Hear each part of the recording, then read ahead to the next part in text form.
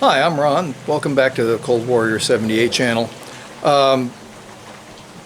Been asked a lot about homestead security, things like that. We have a sizable piece of land out here, and pretty much, other than brown bear, pretty much every predator that lives in America lives out here somewhere.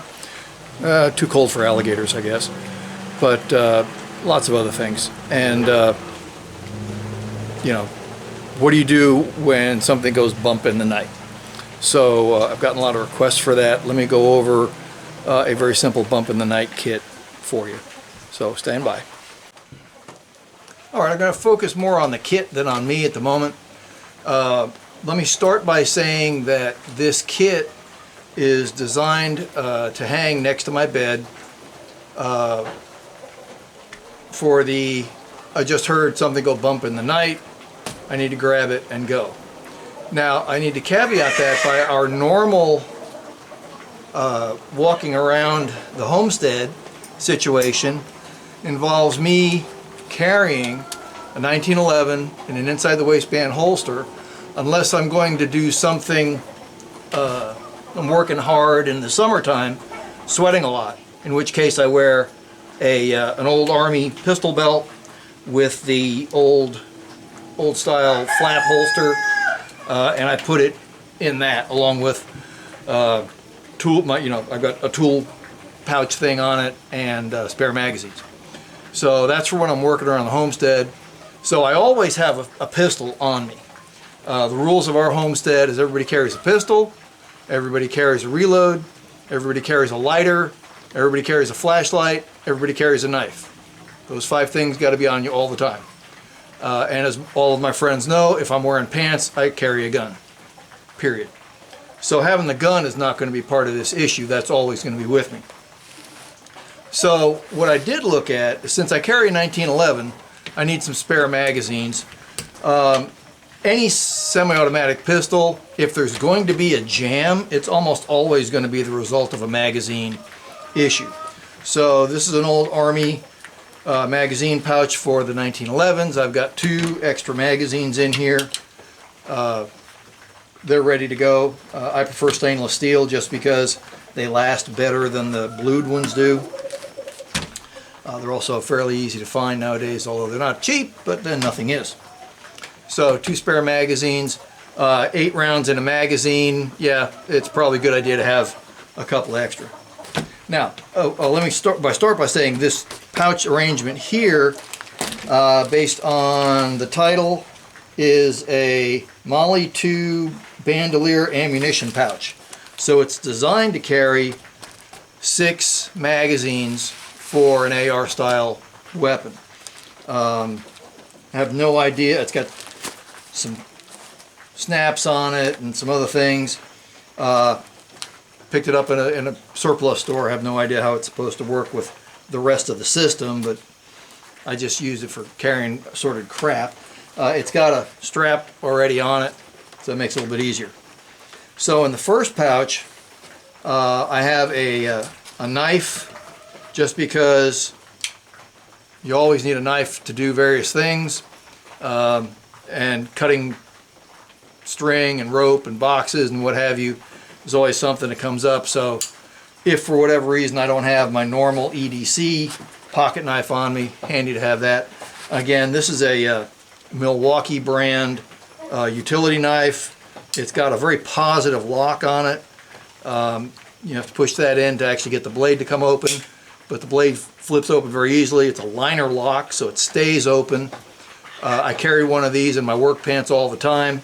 It's a stainless steel blade.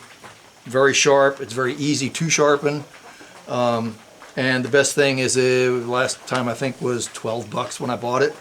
So you don't have to have thousands of dollars worth of gear. I used to have a Maglite flashlight in here, one of the short ones. Thing was 30-something years old. It finally died.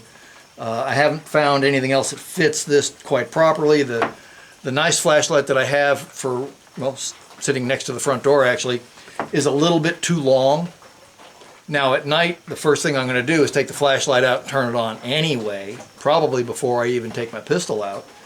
But I wanted to have something that would fit inside the pouch, so I'm still looking for the perfect flashlight. The interim flashlight is this small, it's a CR123 flashlight. I have a couple of these things. This is one of the ones I carry around the homestead all the time in my work pants. So it's a very simple, you know, tactile. I remember how to use it because I use them all the time. It's an LED flashlight, and it's extremely lightweight. Got a clip on it so it stays where I want it. But I will replace that with something that's about that big when I find something that's about that big. In the other two pouches are different versions of medical gear. I've got a cat tourniquet here. I like orange just because it's a high-vis color. I've got some rolled gauze, and then a pressure bandage over here. Principally for me, because if I do get into something, I want to have the ability to put me back together again. And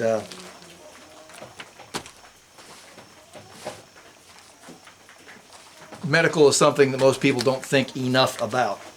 Now, let me back up this whole conversation because my situation is likely to be much different than yours. I live way up in the country. My nearest neighbor is a half a mile across the river over that way, and about 3/4 of a mile up the road that way. My son does live across the street around the corner, so call it 200 yards. I have sheep, I have chickens, I have fish, and therefore I have predators and scavengers around the property all the time. Most of the time, if I am going to go after something that goes bump in the middle of the night, it's probably something that bumped on my porch. Now let me pan this up for a minute. You can see behind me, that's part of the porch. There's all kinds of stuff over that way, and the rest of it doesn't look terribly different than that. So, unless I heard something inside the house in the middle of the night, which does happen occasionally, with a Pyrenees that sleeps inside with us and a Pyrenees that sleeps outside, sometimes on the porch, sometimes up at where the sheep are. Generally, there's not going to be a whole lot getting into the house that we don't know about. But, you know, when something makes a noise, I'm going to go find out what it is. Now, if you live in suburbia or in the city, maybe that's not the best answer or best use of your time. But out here, if I can get a sheriff's deputy to show up for something less than a shooting in 45 to 50 minutes, we're really lucky. So basically, the sheriff's patrol out here is they're bringing chalk for the outline of the dead body. They're not going to respond fast enough to do anything in the time period it's going on. Not a lick on them. It's a big county and there just aren't that many of them. So if you live out in the middle of nowhere, you tend to be kind of self-reliant. So if something bumps in the middle of the night, yes, I am going to clear my house. I've practiced it many times. My wife knows what to do. She has her own weapon and her own process for what she's going to do, which is principally corral the dog so he doesn't follow me. All the time we have something wandering around on our porch.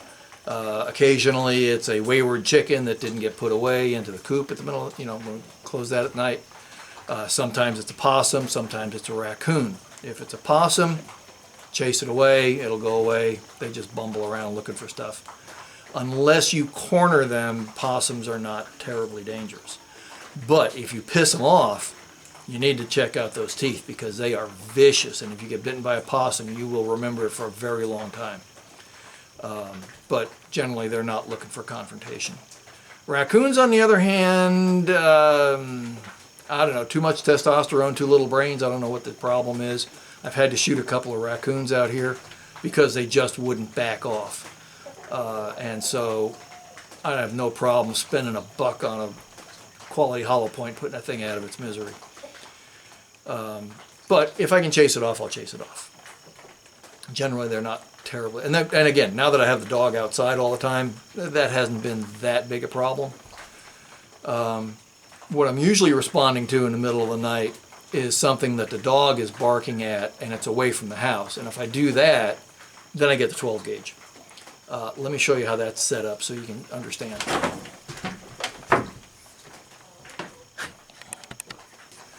All right, so this is my bump in the night shotgun. It's a short-barreled Mossberg weapons light up here, side saddle with ammunition here, and a butt cuff with some more ammunition back here. Now, I'm not expecting to fight 36 guys. Let me explain. I keep this in a condition called cruiser ready. Chamber is empty. There's 3 rounds in the tube.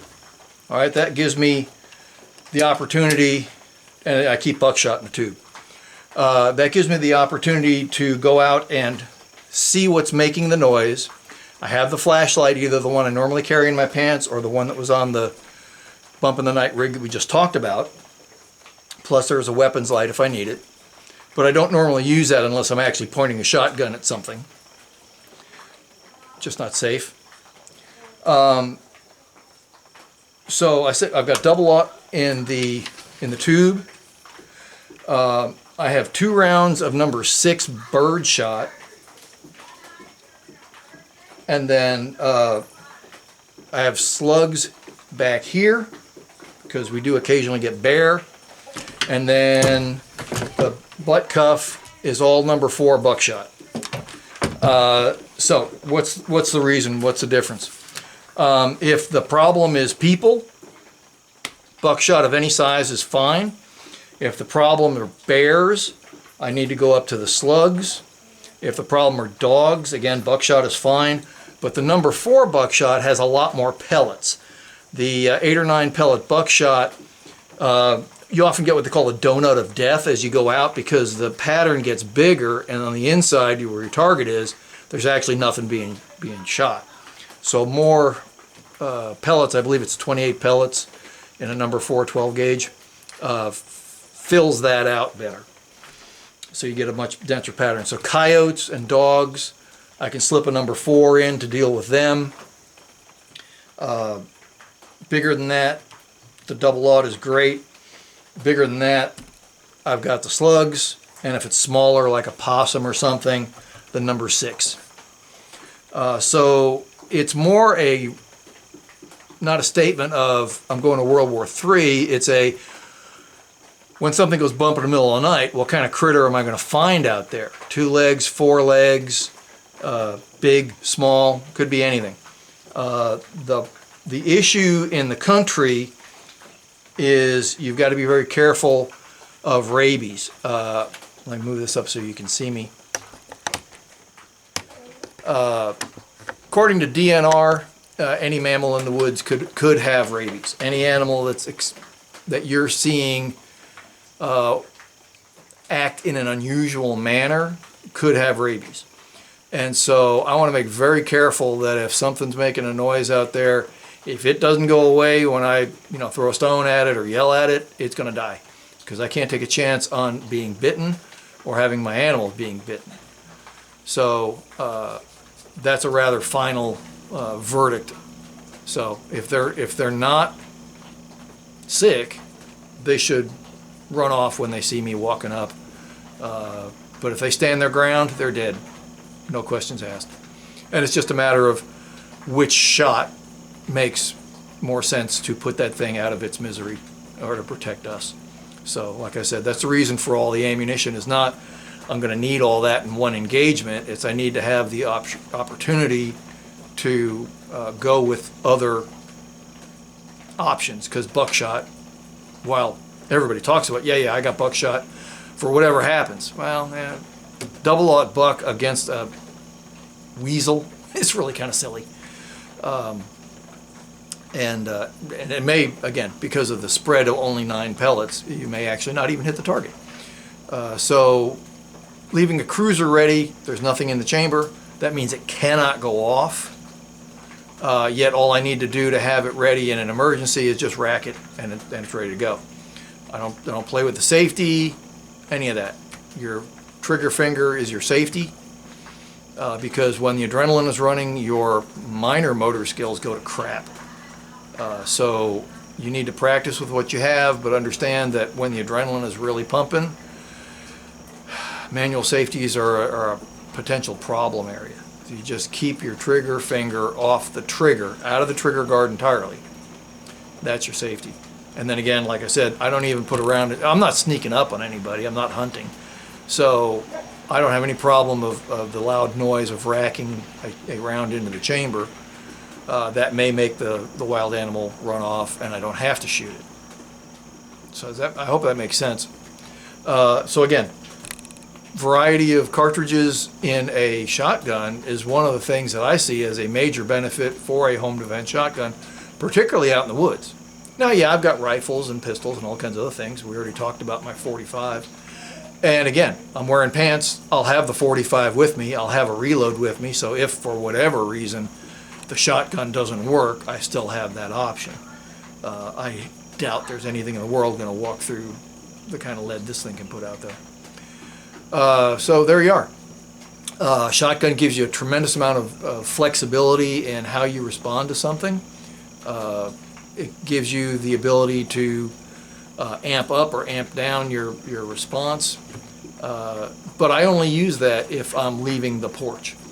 If I am just in my driveway or here on the deck, I don't even bother getting that out. It's 45 and a flashlight and the bag for making sure I've got what I need with me. Now, I have been in conversations with folks and watching other videos. Oh, gee, you ought to put in, a big combat knife. I don't need a big combat knife. I need a utility knife. Maybe a small fixed blade knife might be a little bit better than what I have. I'll look at that. I'm not going to go out and buy anything right away. I may have something hanging around that would work for that. And then, like, well, you need to put in water. You need to put in food. It's like, dude, I'm not on sustainment. I'm not going out to patrol. I'm not doing guard duty. I'll be out there for hours on end. I'm just responding to a bump in the night. I'm responding to a bump in the night 4 times a week because there's that many critters out here. And every once in a great while, a 2-legged critter. And, there we go. So it's, go out, deal with it, come back. If I'm out for 10 minutes, that's a really long trip. So sustainment kinds of things I don't see that I need. Plus, you need to, if you're going to make something like this, make it out of something small and lightweight, because human nature is to fill up the volume of whatever you have with crap you don't need. I've seen guys take rucksacks and, bump kits that are made out of a musette bag or a messenger bag, where you sling it over your shoulder and you can put a notebook and stuff in there. Bad idea. You're going to put way too much crap in that thing. So I hope this helps. I hope it was informative for some of you. If you have any questions, drop it below and we'll get back to you. So this is Cold Warrior 78 saying, get back out in the woods. See you there.